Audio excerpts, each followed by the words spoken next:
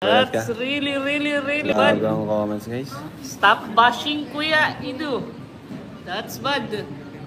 Mga kalingap, saan man sulok ng mundo, maraming salamat sa inyong patuloy na suporta sa mga programa ni Kuya Val Santos Matubang. Suportahan natin mga kalingap ang ating best reactor ngayong month of February, Beng Delphine Mix TV. Best kalingap reactor for the month of February, Beng Delphine Mix TV. Maraming salamat sa mga solid reactors at mga supporters ng Team Kalingap.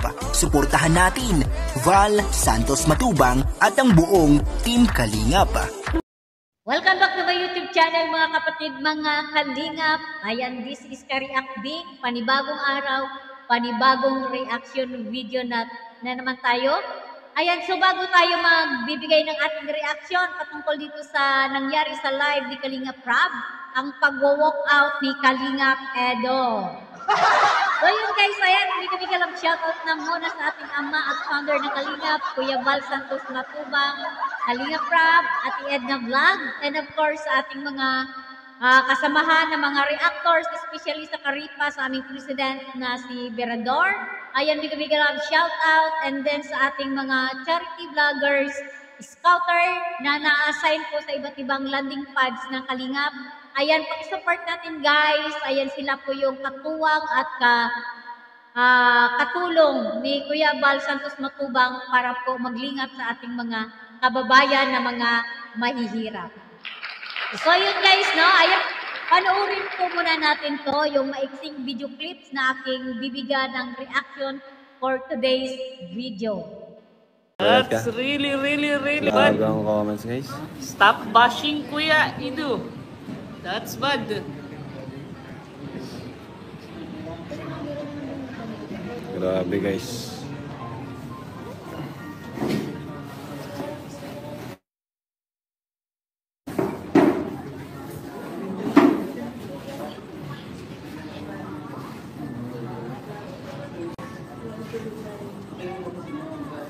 Stress heads. Grabe. May stress heads sa bashers.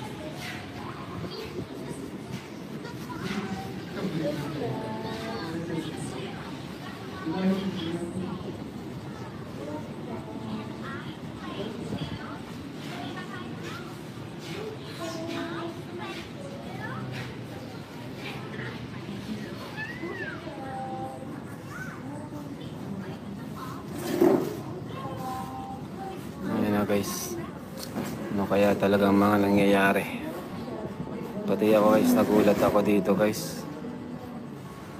Hindi ko rin alam na ganito pala ng kalalabasan ng live natin ngayon. Pero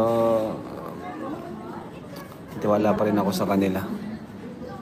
Tiwala pa rin tayo.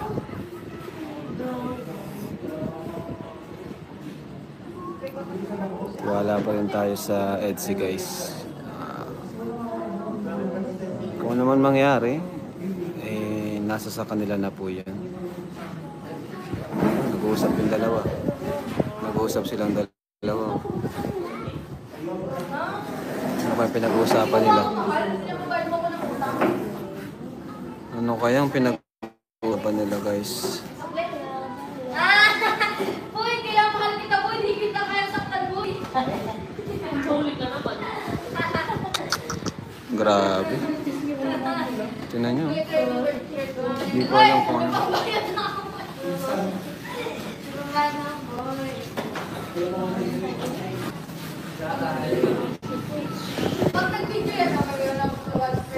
Ayan sila guys, nag-uusap.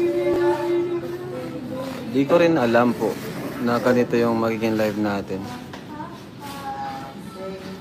Bukas pa naman guys yung opening ng Elegansya.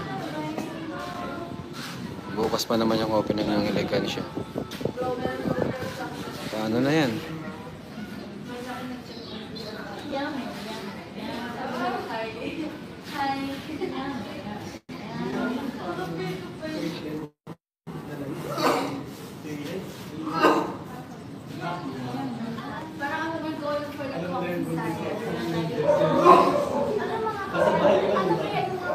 Ayan sila guys. Ayan, what's up mga ka-EDS? Biancy, ayan, no? At shoutout na rin dyan sa mga baser, no? Ni Kalingap Edo. Ay, nako, nakakasad guys, no? Nakakasad talaga. Yung nangyari dito sa live ni Kalingap Rab, no? So, talagang nag-walk out talaga si Kalingap Edo, guys, no? Alam niyo kung bakit, no? Sabi nga ni, ni Kapitana Grace, stop basing Kuya Edo!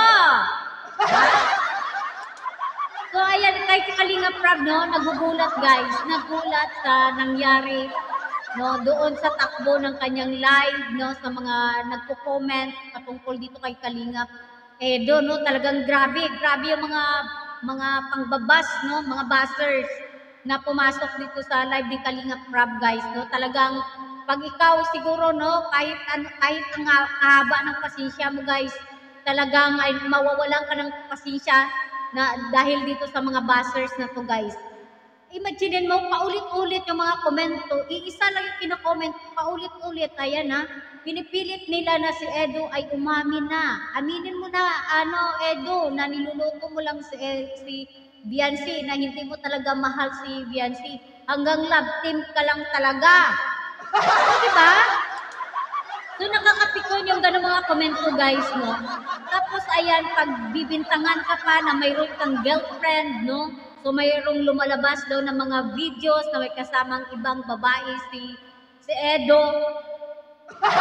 Guys, no? Huwag na natin paghimasukan yung personal na buhay, no?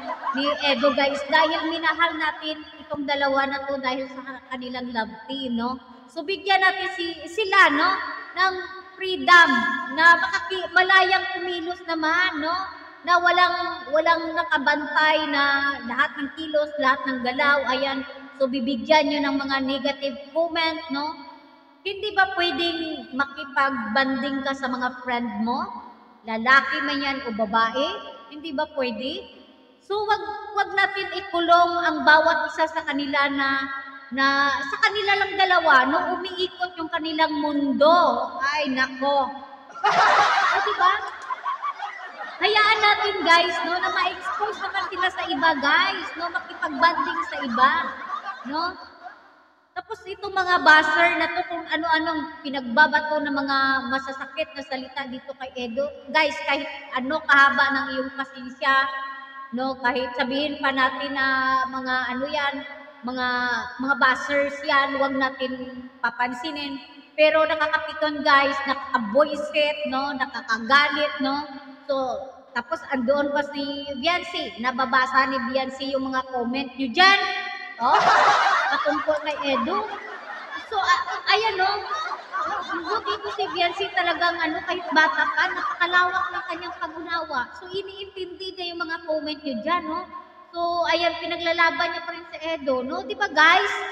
Tapos kayo dyan, kung ano-ano pinagsasabi nyo kay Edo, aminin mo na kung ano ang totoo. Aminin mo na may girlfriend ka. Aminin mo na hindi mo mahal si Biancy. Diba? Nakakabulisit. Ang bastos nyo talaga, no? Bastos nyo talaga, promise. Napakabastos nyo. Kung hindi na kayo nagbigay respeto doon sa may-ari ng nagla-live, no? Sana may mga katanungan kayo dyan sa inyo, ha? Sana inantay nyo na mag-live si Kalingap Edo at doon kayo magtanong, no? O wag doon sa live ng may live. No? Siguro ayan, itindihin natin kung bakit nag-walk out doon si Edo, no? Sa live ni Kalingap Rab. Kasi siguro nagtitimpi siya, guys, no? Na ayaw niya kayo patulan, no? Na makapagbitaw siya ng hindi magandang salita, na masasakit na salita dito sa mga basher, mas bitter na mag-ano na lang, no, mag-walk out siya. So lumabas sila ni Biancy, no? So hindi natin alam kung ano yung takbo ng kanilang pinag-uusapan, guys.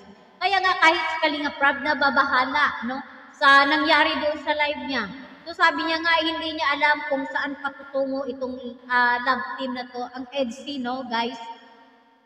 So kung umayaw si Edo, so wala siyang magagawa, no, di ba? Kasi yan dahil diyan sa mga solid supporter kuno na nagmamahal sa EDC, no? Kasi kung talagang nagmamahal tayo sa EDSA guys, huwag tayo magkomento ng hindi magaganda. Pagkas intindihin natin, mga tao yan sila, may mga individual na mga sariling buhay, no?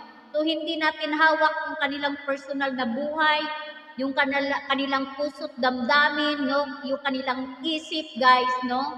So andyan tayo sa harap ng kamera, tayo nakasupport dito sa love team ng EDSA. So hanggang doon lang yung ating roles, ha? So yung hanggang doon lang, pero yung panghimasukan, yung personal na buhay ni Kalingap Edu, Evan Biancy, so labas na tayo dyan. No, wala na tayong pakialam dyan.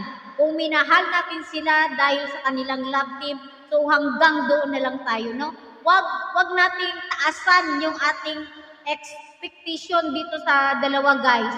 No, talagang kumbaga marami pa yung trials na mai-encounter, no? So ito, no? No, ito guys, no, ito yung mga trials kay Edo. So sana malampasan ni Edo to, mapaglabanan niya, no, habaan niya yung kanyang mga pasensya, pag-iintindi dito sa mga bashers guys, no. Kasi alam natin guys, bata pa si Biancy, kahit alam natin na matured na, no, si Biancy, mag-isip, pero ayan, bata pa rin yan guys, no. Sana hindi dumating yung time na talagang wawakasan na talaga itong EDSA guys, no? Dahil malulungkot tayo, marami ang iiyak, no? Dahil sobrang mahal natin yung EDSA. So wag natin sakalin guys, si Edo guys, no? So hayaan natin explore yung kanilang sarili, no? Makipag-banding sa iba't ibang, ayan, sa iba naman, hindi yung sila lang guys, no? So hanggang dito na lang, no? At panoorin niyo yung live yung aking pagre-reaction sa live ni Kalingap Rab. So doon niyo makikita ang lahat ng ganap guys, no?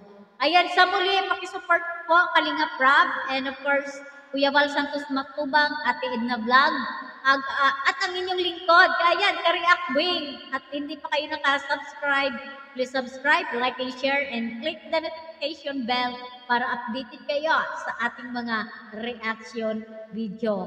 Sa muli kita, kids, and God bless us all. Bye!